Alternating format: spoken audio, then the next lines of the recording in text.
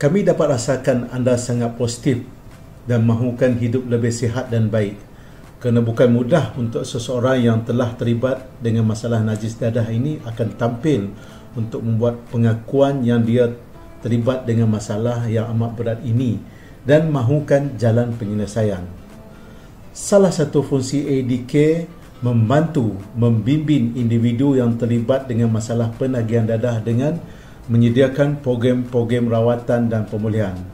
Terdapat dua kaedah yang boleh dipilih, iaitu sama ada melalui perintah mahkamah di bawah Akta Penagih Dadah, Rawatan dan Pemulihan 1983 Pindaan 1998 ataupun menjalani program rawatan dan pemulihan secara sukarela. Kedua-dua kaedah ini akan diukur berdasarkan keparahan individu yang terlibat. Tuan-tuan dan puan-puan boleh menelefon atau hadir berbincang bersama pegawai pemulihan di pejabat ADK daerah terdekat bagi membantu menyelesaikan masalah penagihan ini.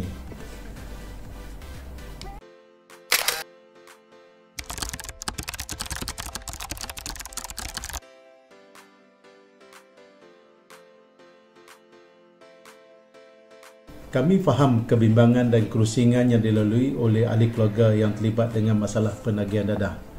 Kami akan memberi sedikit penjelasan berhubung dengan program pemulihan selepas klien bebas daripada puspen, sama ada kemasukan ke puspen di bawah perintah mahkamah ataupun secara sukarela. Apabila seseorang individu yang telah menjalani rawatan dan pemulihan di puspen, perkara yang wajib adalah melapor diri di ADK daerah sebagaimana perintah dikeluarkan, kerana ianya tertaluk di bawah Akta Penagih Dadah Kurungan Rawatan dan Pemulihan tahun 1983 Pindaan 1998. Kebiasaannya bagi klien yang gagal untuk melapor diri akan dikenakan hukuman langgar syarat. Klien akan ikuti setiap program pemulihan yang dianjurkan oleh pihak ADK berdasarkan tahap keparahan dan kemajuan klien tersebut. Antara program-program yang disediakan adalah sesi kaunseling individu, kelompok, keluarga dan program psikososial termasuk pencegahan relapse, program agama dan kerohanian, program mentor-mentee, program pendidikan kesihatan, program sokongan sosial 12 langkah dan lain-lain program pemulihan. Selain itu, mengintegrasikan klien tersebut dalam kelompok masyarakat.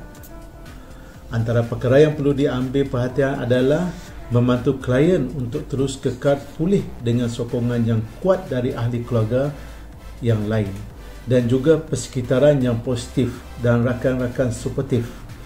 Jika klien menunjukkan keadaan yang sebaliknya, ahli keluarga atau rakan boleh menghubungi pihak ADK bagi mendapatkan khidmat nasihat yang perlu diberi kepada klien dengan pakej rawatan yang khusus dan intensif. Oleh yang demikian, untuk makluman semua, proses rawatan dan pemulihan kepada penagih atau bekas penagih dadah ini adalah sepanjang hayat dan ianya perlukan masa. Oleh itu, klien itu sendiri perlu meningkatkan jati diri dan motivasi untuk kekal pulih.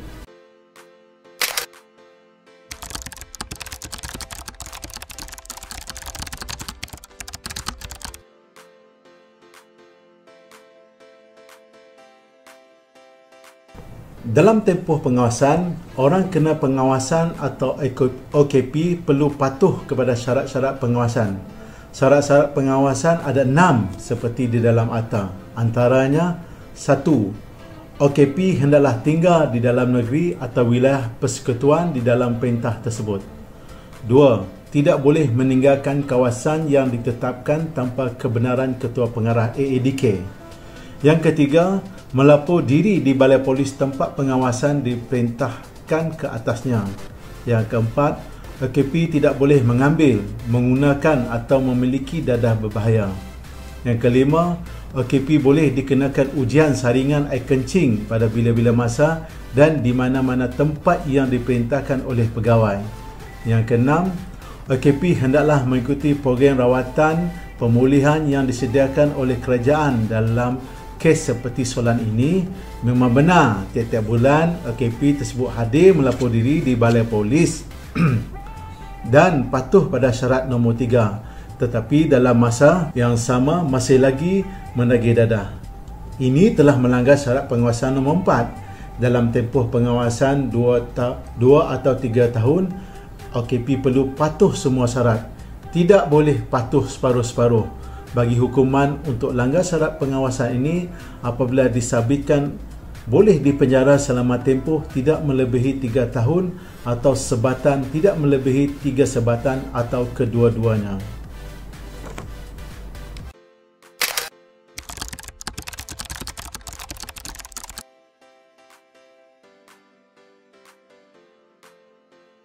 Tokan-tokan dadah ini mereka ditangkap oleh pihak polis atau narkotik atau agensi lain. Buat masa ini, AADK lebih tertumpu bagi membantu penagih-penagih dadah.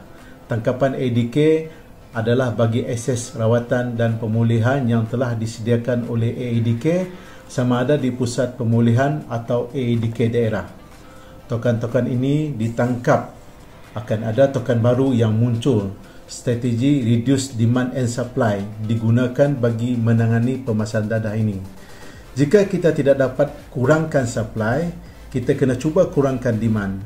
Jika kita tidak berjaya menahan seramai mungkin penagih-penagih tegar dan dalam masa yang sama melalui program-program pencegahan yang agresif, kita jalankan, penagih baru dapat dikurangkan. Ini secara tidak langsung akan dapat mengurangkan demand kepada dadah dan secara tidak langsung juga akan menyebabkan supply berkurangan dengan sendirinya. Tokan-tokan tidak akan dapat bertahan lama jika tiada demand. Strategi ini yang digunakan bagi menangani permasalahan tokan-tokan kecil. Kita juga berterima kasih kepada pihak PDRM, terutama Jabatan Narkotik, Kastam kerana bekerja keras bagi mengesan pengedar-pengedar besar bagi mengurangkan supply dadah di dalam negara kita.